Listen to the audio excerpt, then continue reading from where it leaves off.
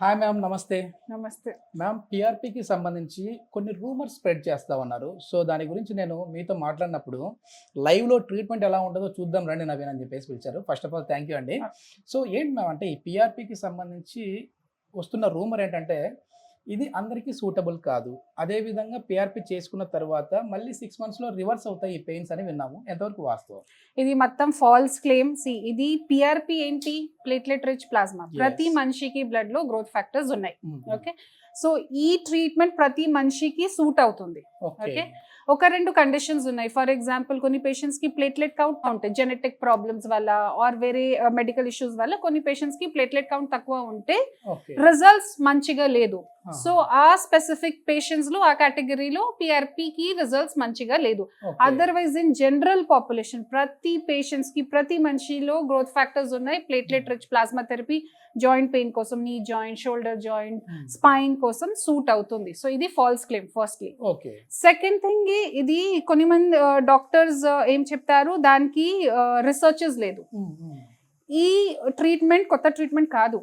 ఈ treatment Yes. 30 years 40 years నుంచి western countries లో ప్రాక్టీస్ చేస్తున్నారు విత్ గుడ్ రిజల్ట్స్. ఓకే. కానీ ఇండియాలో జస్ట్ 10 years నుంచి ప్రాక్టీస్ చేస్తున్నారు. ఇది కూడా ఇది నా క్లినిక్ లో మొత్తం రీసెర్చెస్ అయిన తర్వాత మంచి రిజల్ట్స్ ఉంది. ఒక ప్రోటోకాల్ ప్రకారం చేస్తున్నాను. Okay, okay. సో ఇది మొత్తం ఫాల్స్ క్లెయిమ్. రిజల్ట్స్ బానే ఉంది, చాలా మంచిగా రిజల్ట్స్ ఉంది. ఇప్పుడు వెస్టర్న్ కంట్రీస్ లో mostly they are going for non surgical treatment, conservative treatment.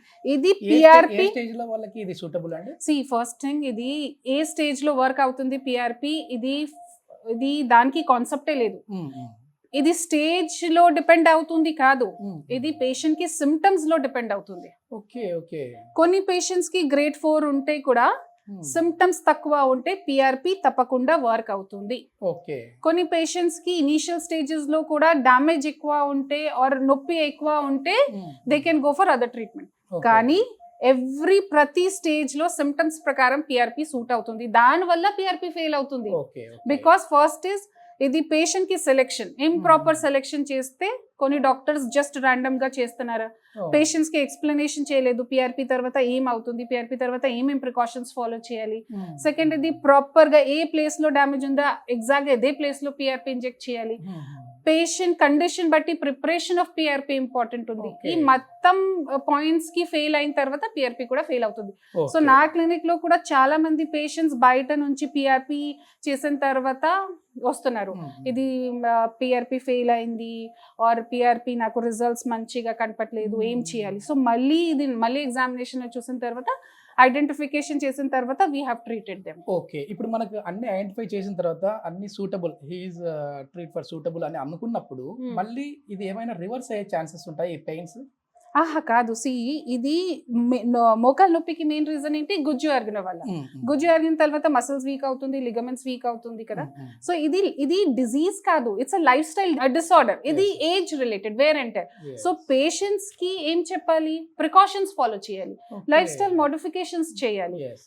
Patients ఎంత మంచిగా ప్రికాషన్స్ ఫాలో చేస్తే, ఎంత మంచిగా లైఫ్ స్టైల్ మోడిఫికేషన్ చేస్తే ఎనీ ఇయర్స్ వరకు వర్క్ అవుతుంది. ఇది 6 months తర్వాత రివర్స్ అవుతుంది, ఇది కాదు సార్. ఇది మొత్తం ఫాల్స్. ఓకే, నా క్లినిక్ లో we're doing since last 10 years.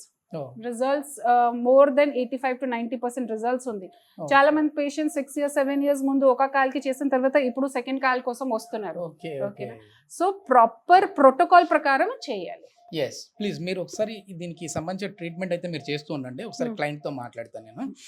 Hi బాబాయ్ గారు, నమస్తే అండి. నమస్తే మీరు నమస్తే. హాస్పిటల్కి వెళ్ళినప్పుడు ఎన్నో స్టేజ్ అని చెప్పారు? మూడో స్టేజ్లో 4వ స్టేజ్ అవుతుంది ఇప్పుడు. నాకు ఓకే. చాలా బాగుంది.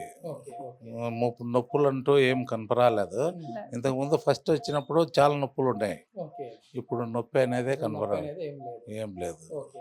ఏమైనా సర్జరీకి వెళ్ళాలి అనే ఎవరైనా చెప్పారా మీకు హాస్పిటల్కి వెళ్ళినప్పుడు? చెప్పారు, కానీ సర్జరీ అంటే నాకు భయం బట్టి నేను పోవడంలే, మానుకున్నా. మానుకొని ఒక తూరి ఒక మొగాలు చేశాను. కాకపోతే అది సెట్ అయింది, బాగానే ఉంది.